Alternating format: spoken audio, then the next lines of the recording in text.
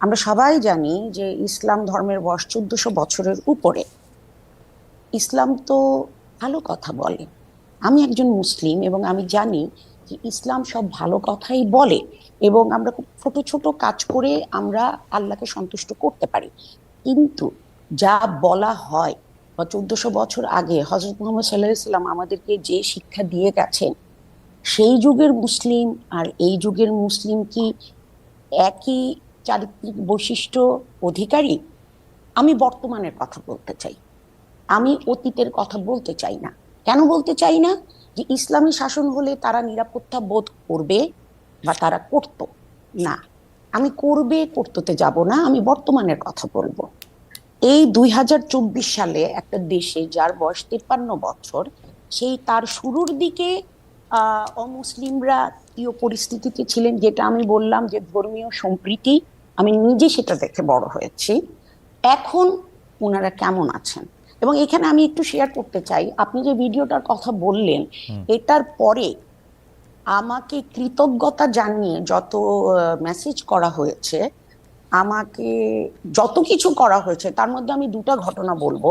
একটা হলো, আমার এক সহকর্মী, একটি কলেজের অধ্যাপক, উনি উনি নন মুসলিম।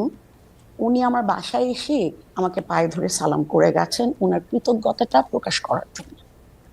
আর কিছু লোক, যেমন আমার মালির ভাবি, সে আমাকে ফোন করেছে, তারা অমুসলিম, তারা বলছে যে ম্যাডাম, আপনি যেভাবে কথা বললেন, সবাই তো এরকম ভাবে না।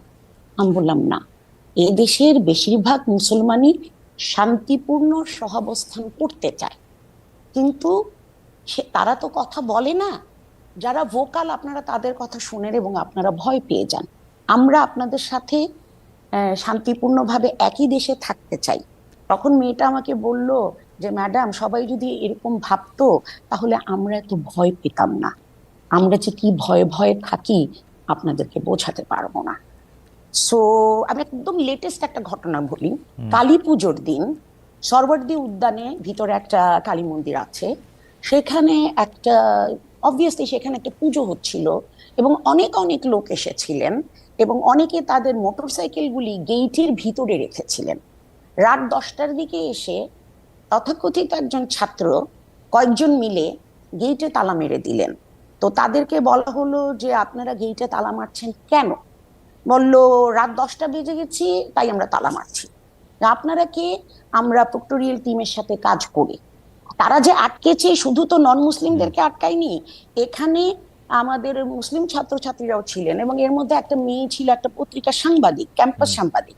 তার পোস্ট থেকেই আমরা এটা জানতে পারি। তারপরে তাদেরকে যখন চ্যালেঞ্জ করা হলো, তখন তারা বলল যে আমরা ছাত্র এবং আমরা যেটা বলবো সেটাই আইন। আমি বিশ্বাস করি যে এটা কালী পুজো দেখে গেটটা তালা মেরেছে। কারণ আপনি চিন্তা করে দেখেন, ঈদে মিলাদুন্নবীর সময় কি হয়েছে। যে কোনো ধর্মভীরু মুসলমানের মতো আমারও খুব প্রিয় ব্যক্তিত্ব হচ্ছেন হযরত মুহাম্মদ সাল্লাল্লাহু আলাইহি সাল্লাম। আমি মনে করি উনি একজন আদর্শ মানুষ ছিলেন। তো ওনার জন্মদিনটা আমরা পালন করব ক্যাম্পাসের ভিতর গরু জবাই করে? এটা কি ঠিক জায়গা? ক্যাম্পাসের ভিতরে আপনি গরু জবাই করবেন? আর একদিকে আপনি আপনাদের অনুষ্ঠান হলে, আপনাদের বলতে আমি মিন করছি এই ছাত্রদের, তারা তাদের গরু কেটেও, গরু কাটুক খাসি কাটুক সেটা ইস্যু না, তারা এখানে আনন্দ ফুর্তি করছে। আর যখন অমুসলিমরা তাদের একটা অত্যন্ত গুরুত্বপূর্ণ পুজো, পুজো তো অনেকই আছে, সেই পুজো করতে এসেছে, তারা তারা মোটরসাইকেলগুলি এখানে রেখেছে, আপনারা গেট বন্ধ করে দিলেন। তার মানে কি? যে অমুসলিম তার সাথে আপনি গায়ের জোর দেখিয়ে এটা করছেন। আপনি তো কোনো মুসলিমের সাথে এটা করতে যাবেন না। আবারও মুসলমান হয়েও আমি গিয়ে যদি বলতাম যে ক্যাম্পাসের মধ্যে এটা করো না, তাহলে আমার অবস্থা খারাপ হয়ে যেত। নিরাপত্তাহীনতার যে বোধটা, জি, এই ধরনের ঘটনা থেকেই সেটা জন্ম হয়। আপা আপনাকে অনেক ধন্যবাদ। আপা একদম স্পেসিফিক উদাহরণ দিয়েছেন জনাব মামুনুল হক। আমরা গত 3 মাসে কিন্তু আরো কিছু ঘটনা খবর পেয়েছি যেখানে রাস্তায় চলাচলরত নারীরা আক্রান্ত হয়েছেন, পোশাক নিয়ে নারীদের কটূক্তি করা হয়েছে বা হচ্ছে। এসব ঘটনায় আপনাদের ক্ষেত্রে আপনাদের সমর্থন কি আছে? অনেক ক্ষেত্রে তৌহিদি জনতার কথা বলা হয়েছে। আমি একটু শেষ করি, আমরা একটু শেষ করি। তো অনেক ক্ষেত্রে তৌহিদি জনতার কথা বলা হচ্ছে। এই তৌহিদি জনতা আসলে কারা, তাদের আপনি চেনেন কিনা, জানেন কিনা জনাব মামুনুল হক? আমি তৌহিদি জনতার পরিচয়ে যাচ্ছি না। আমি প্রথম আপনাদের এবং আমাদের আজকে সম্মানিত অতিথি যে কথাগুলো বললেন, সেই কথাগুলো সমাজের খুবই একেবারে বিচ্ছিন্ন কিছু ঘটনা। আর এর বিপরীত দিকে আমরা এই দেশে এই মানে প্রকৃত অর্থে যারা প্র্যাকটিসিং মুসলিম, আমরা আমাদের বেশভূষায় এবং লেবাস পোশাকে আমরা যে কতটা এখানে নানাভাবে বৈষম্যের শিকার, হেনস্থার শিকার, তার খুব কম দৃষ্টান্তই আপনারা মিডিয়াতেও আনেন। আর আপনাদের এই সাধারণ যেই যারা মহলে চলাফেরা করেন, আপনাদের খুব কম আমার মনে হয় এটা জানাশোনা আছে।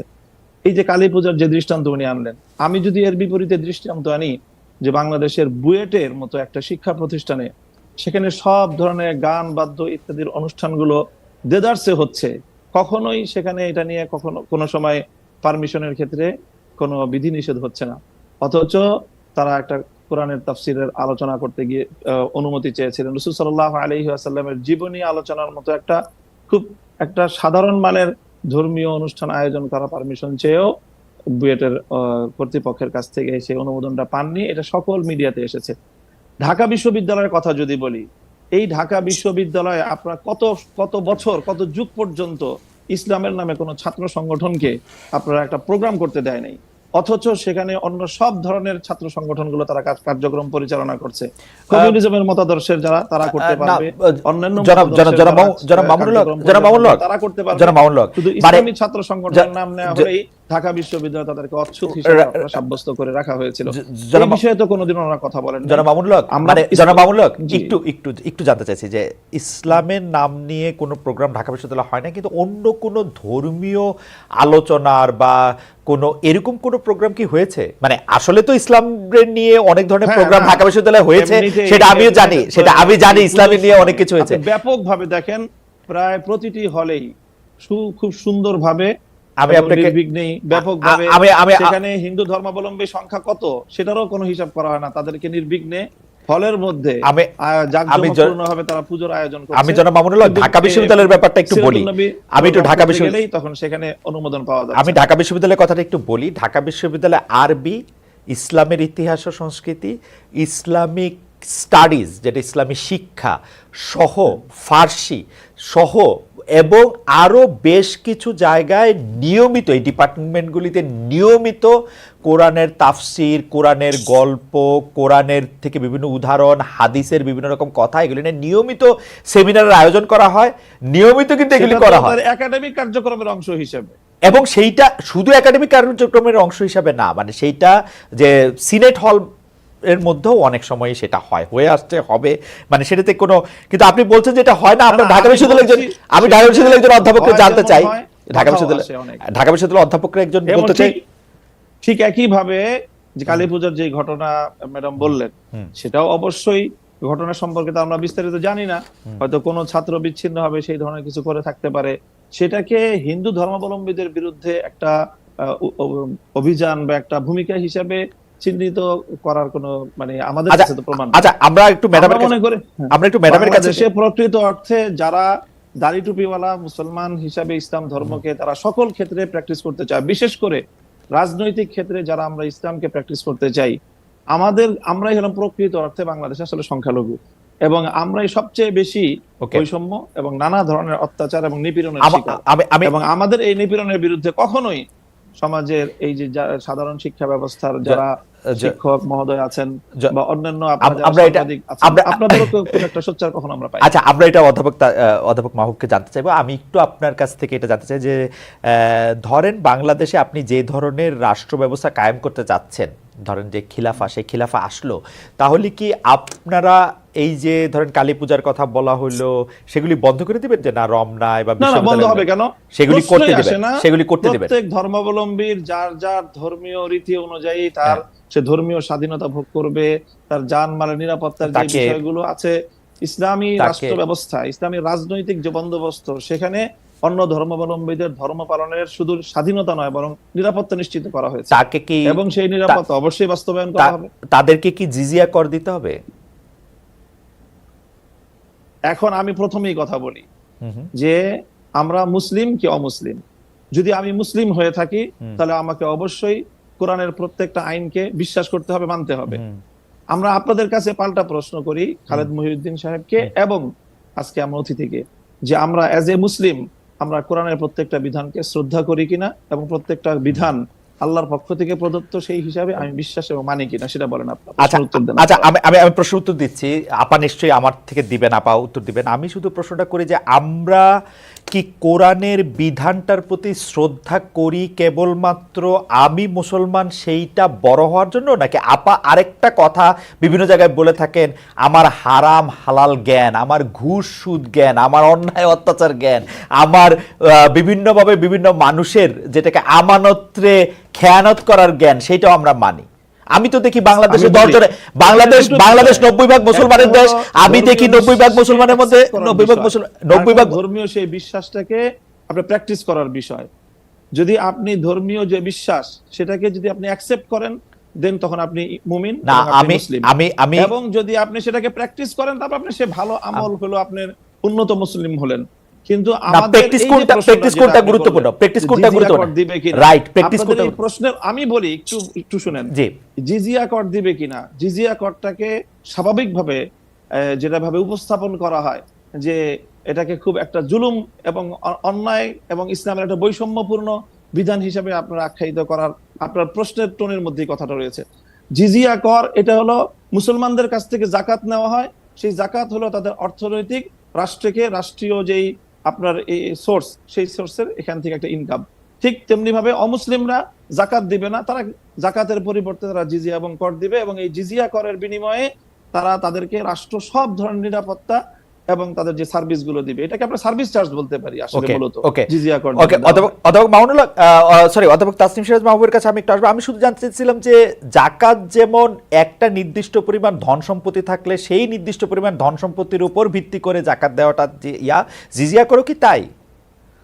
জিজিয়া কর হলো একটা চুক্তির ভিত্তিতে এবং একটা যৌক্তিক পরিমাণে, মানে একটা লোক পক্ষ থেকে নির্ধারণ করা হয় যে মাথা পিছু সবার জন্য, কোন পর্যায়ে কতটুকু সামর্থ্য থাকলে কতটুকু দিবে, এবং সামর্থ্যের বাইরে যদি কারো উপরে জিজিয়া কর আরোপ করা হয় তাহলে সেক্ষেত্রে কোরআন এবং হাদিসে সুস্পষ্টভাবে রাষ্ট্রকে নিষেধ করা হয়েছে, এবং যে এই আইন করবে একজন ব্যক্তির উপর সামর্থ্যের বাইরে যদি তার কাছ থেকে সার্ভিস চার্জ নেওয়া হয়, জিজিয়া কর নেওয়া হয়, তাহলে সেই আইন বলবৎ করা যাবে না। ইসলামিক স্পষ্ট বিধান রয়েছে। ইসলামের মধ্যে কোনটা বেশি গুরুত্বপূর্ণ, অমুসলিমদের সাথে সেরকম একটা চুক্তি করা, আমরা এই প্রশ্নের উত্তর আপনার পরে আসছি, যে অমুসলিমের কাছে একটা চুক্তি ঠিক করা, নাকি হচ্ছে যে চুরি ডাকাতি ঘুষ সুদ বিগত সরকারের বিরুদ্ধে যেসব দুর্নীতির অভিযোগ আছে, আমরা ব্যাংক লুট সেগুলি, তারপর হচ্ছে যে কোনো অন্যায়ের কাছে মাথা স্বীকার করা, দুর্নীতি করা, কোনটা বেশি গুরুত্বপূর্ণ সেটা আপনার কাছ থেকে শুনবো। আপনারা কেন এগুলির থেকে ওগুলি সামনে আনেন কিন্তু বেশি একটা গুরুত্ব আমরা দেই না কেন,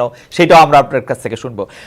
অধ্যাপক তাসনিম সিরাজ মাহবুব, জনাব মামুনুল্লাহ কিন্তু একদম স্পেসিফিকলি বললেন যে তারা সবচেয়ে বেশি নিগ্রহের শিকার, তাদেরকে দেখলে যখন বোঝা যায় যে তারা এক ধরনের সিম্বলের মধ্যে আছেন, সেটা টুপি দাড়ি, এবং যখন তাদেরকে বোঝা যাচ্ছে তারা যখন ইসলামের হয়ে রাজনীতির কথা বলছেন, তাদেরকে শুধু উনি এই শব্দটা বলছেন যে তারাই নিজেদেরকে সংখ্যালঘু মনে করছেন কারণ তাদেরকে এই অধিকার দেওয়া হচ্ছে না, সেটা ঢাকা বিশ্ববিদ্যালয়ে অধিকার দেওয়া হচ্ছে না, বিশ্ববিদ্যালয়গুলি বলছে না, সাংবাদিকরা অ্যাড্রেস করছে না।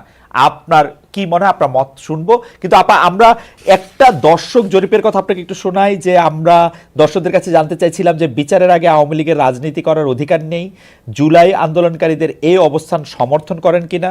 শতকরা 68% এই অবস্থান সমর্থন করেছেন আমাদের দর্শকদের মধ্যে, শতকরা 32% সমর্থন করেন নাই, আমাদেরকে ভোট দিয়েছেন 62,000 ভোটার। আপা আপনার কাছে একটু আসি, উনি একদম স্পেসিফিক প্রশ্ন করেছেন যে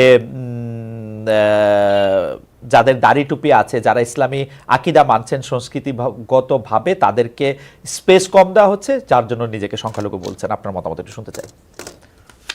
যাক, শেষ পর্যন্ত ফ্লোরটা পেলাম। আমি তো ভেবেছি আমি আর কথা বলার সুযোগই পাবো না। আপনাকে বলুন। আমি শুরু থেকে শুরু করি। প্র্যাকটিসিং মুসলিম উনি বলেছেন, উনাকে উনি আইডেন্টিফাই করেছেন। আমিও আমাকে প্র্যাকটিসিং মুসলিম হিসাবে আইডেন্টিফাই করি। আমাদের দেশে, উনি পোশাকের রেফারেন্স দিয়েছেন, আমাদের দেশে আমি এরকম অনেক তথাকথিত ধর্মীয় লোককে চিনি, তারা শুধু দাড়ি টুপি না, তারা আরব দেশের যে পোশাকটা, যেটা ওই আবহাওয়ার জন্য মানানসই, ওনারা বাংলাদেশে পড়েন দেখানোর জন্য যে ওনারা কত ধার্মিক। এরকম প্রচুর লোককে আমি চিনি যে তারা সারা জীবনে বেতন পেলে যে টাকা হতো, মনে করেন যে সারা জীবনে উনি বেতন পেতেন হয়তো 3 কোটি টাকা, উনি 6 কোটি টাকার বাড়ি কিনে ফেলেছেন। এবং এরকম অসংখ্য উদাহরণ আমি দিতে পারবো। সো পোশাকে আশাকে আলোচনায় নাই গেলাম, আমার মনে হয় সেটাই সেফার। আর উনি ঢাকা বিশ্ববিদ্যালয় বা বুয়েট সম্পর্কে যে মন্তব্যগুলি করেছেন, আমার মনে হয় উনি কোনো পাবলিক বিশ্ববিদ্যালয়ে পড়াশোনা করেননি বা যাওয়ার সুযোগ হয়নি, তাই উনি সেটা জানেন না। খালেদ সাহেব যে ভাষা ডিপার্টমেন্টগুলির কথা বললেন, সেটার সাথে পার্সিয়ানও আছে, ফার্সির কথা বলেছিলেন, জি। আর পার্সিয়ান আছে, কিন্তু ওদিকে আবার সংস্কৃত ডিপার্টমেন্ট আছে। তো আমরা কিন্তু, হ্যাঁ, যদি বলবেন যে এদিকে 5টা আছে ওদিকে একটা কেন, ওদের এই একটা নিয়েই পালিয়ান সংস্কৃত পাচ্ছে, আর তো ভাষা পাচ্ছি না। বাট আমরা অন্যান্য এশিয়ান মানে অন্যান্য ভাষা শিখাচ্ছি, উর্দু শিখাচ্ছি, জাপানিজ শিখাচ্ছি। সো আমার মনে হয় কি এই ধরনের সুইপিং কমেন্ট না করাই ভালো। আমি যেটা সম্পর্কে জানি না, আমি সেটা নিয়ে এত জোর দিয়ে আমি কথা বলবো না। আর কিছু কিছু আপিলগুলি হারিয়ে যায়। কিন্তু আপা, এই প্রশ্নটা তো আপা একটু প্রশ্নটা করি, সরি আপা, আপনি বলেছিলেন যে আপনাকে ইন্টারাপ্ট না করতে, কিন্তু এই প্রশ্নটা করি, আপনি কি এটা দেখতে পান না যে ঢাকা বিশ্ববিদ্যালয়ে মানে একটা জায়গার তো একটা মানে টোন থাকে, তাই না? আমরা ঢাকা বিশ্ববিদ্যালয়ে যারা পড়াশোনা করতে আসছেন, তাদের মধ্যে কতজনকে আমরা জনাব মামুনুল হকের মতো পোশাক আশাক পরতে দেখি? তাদের মধ্যে অনেকেও এই প্র্যাকটিসটা করতে চাইলেও যে তারা অনেকে করতে পারছেন না, সেইটাও কি একটা স্টিগমা তাদের উপর চাপানোর চেষ্টা করা হইতেছে কিনা? মানে যারা ধরেন দাড়ি রাখতে চান, টুপি পরতে চান, পাঞ্জাবি পায়জামা পরতে চান, লম্বা ঢোলা আলখাল্লা জব্বা পরতে চান, সেইটা তাদের উপর আসলে চাপানো হয় কিনা একটা স্টিগমা, যে না তুমি এখানে ফিট ইন করো এটা না কোনো ইনস্টিটিউশনাল ডিসিশন না, এটা হচ্ছে শিক্ষক টু শিক্ষক ভ্যারি করে। যেমন কিছুদিন আগে সোশ্যাল সায়েন্স ফ্যাকাল্টির একজন শিক্ষকের সম্পর্কে অভিযোগ উঠেছে যে উনি পোশাক আশাক নিয়ে অনেক কথা বলেন। আমি ব্যক্তিগতভাবে আমার বিভাগের কথা বলতে পারি। আমি ইংরেজি বিভাগের শিক্ষক, আপনারা জানেন আমরা ইংরেজি সাহিত্য পড়তে গিয়ে অনেক কিছু পড়ি। আমরা মিথোলজি পড়ি, হিন্দু মিথোলজি, গ্রিক মিথোলজি, অনেক কিছুই পড়ি, কিন্তু সেগুলো প্র্যাকটিস করতে তো কেউ আমাকে বাধ্য করছে না। আমাদের ক্লাসগুলিতে মোটামুটি ছেলে মেয়ের রেশিও 50-50 না হলেও কাছাকাছি। তো যেসব মেয়েরা আছে, ইদানিং অনেককে দেখা যায় যারা হিজাব পরেন। হিজাব পর্দা এক জিনিস না, আমি সেই বিতর্কে যেতে চাই না। আমি তাদেরকে, আমার মতো শিক্ষকেরা, আমরা হয়তো একটু লিবারেল ইংলিশ ডিপার্টমেন্টের শিক্ষকরা, আমরা কখনোই কিন্তু এই ধরনের কিছু নিয়ে আমরা কথাবার্তা বলি না। কারণ একজন কি পোশাক পরবে, কোন ধর্মে বিশ্বাস করবে, এটা তার ব্যক্তিগত ব্যাপার। সে যতক্ষণ না এমন একটা পোশাক পরবে যেটাতে শালীনতার সীমা লঙ্ঘিত হয়, আমি তাকে কেন এটা বলবো? আমাদের স্টুডেন্টরা জিন্স পরে আসছে, টি শার্ট পরে আসছে, আলখেল্লা পরে আসছে, বোরখা পরে আসছে। এবং আপনারা হয়তো জানেন না, ইংরেজি বিভাগে এখন প্রচুর মাদ্রাসার ছেলে পড়ে, প্রচুর। মানে একবার আমার ক্লাসে প্রায় 40 জনের মতো স্টুডেন্ট ছিল, এবং তার 30-35% ছিল মাদ্রাসা ব্যাকগ্রাউন্ডের। এবং অনেকে শুনলে আরো অবাক হবেন যে ইদানিং আমি বুঝতে পারি আমার অভিজ্ঞতা থেকে যে মাদ্রাসা শিক্ষা তো ইংরেজির উপর অনেক জোর দেওয়া হয়, কারণ ইংরেজি বিভাগে আসা কিন্তু চারটিখানি কথা নয়, আর অনেকের সাথে কম্পিট করে আসে। রাইট। তো এতে আমি অনেক খুশি যে ওনারা শিক্ষার এবং বিশেষত ইংরেজি শিক্ষার গুরুত্ব বুঝতে পেরেছেন।